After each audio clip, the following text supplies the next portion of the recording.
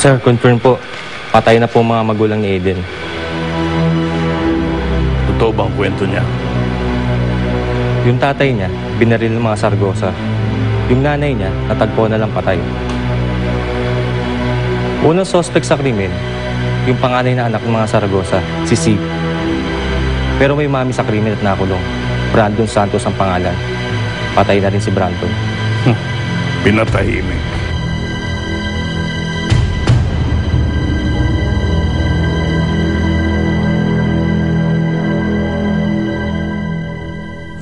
Bakit niyo lang sinabi? Bakit di ko man lang nalaman na tinawagan na pala kayo ni Eden? Amen, pasensya ka na ha. Gusto naman namin na tawagan ka dun sa number na binigay mo. Hindi naman namin makontak. Alam mo, nag-aalala ako. Mukhang sumama na talaga siya sa iba. Kanino siya sumama? Bakit di man lang siya nagsabi? Paano naman tayo? Paano ako?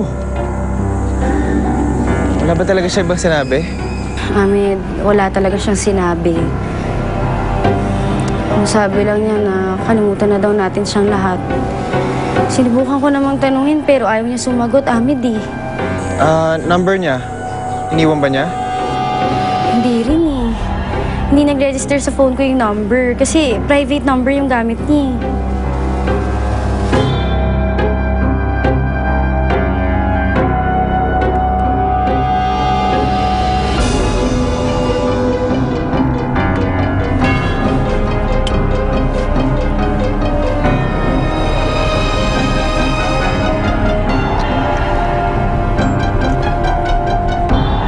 Ikanan mo dyan sa kanto. Saan tayo pupunta? Sa casa ni El. Ramon, parang awa mo na. Huwag mo akong ibalik doon.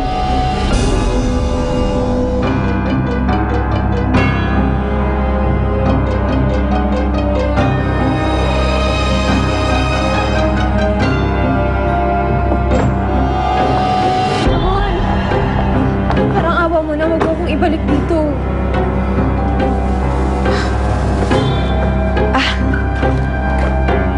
Sir, bakit? Nagsawa ka na ba sa bata ko? Bibiling ko na si Eden. Magkano? Sir, wag naman. Ang dami pa ipapasok na pera niyan sa akin. Oo, ang dami nakapila. Yung iba nga nag-down na eh. Alam niyo ba kung magkano? Katunayan nga, may nagbayad sa akin para murahin sa mundo yan. Hanga namang hindi mo ko kilala. Kahit magkano pa yan, kaya kong tapatan. Pero kung ayaw mong tanggapin ang kaluko, pwede rin itong kasa mo ang burahin ko sa mundo. Baka matamay ka pa. Mas pabor sa akin yun. Hindi ko na kailangan magbayad. Sir naman, hindi ka na mabiro. Halika, pasok tayo sa loob. Doon tayo mag-usap. Halika! Maraming salamat, Ramon. Ang buong akala ko, ibabalik mo na ako dito.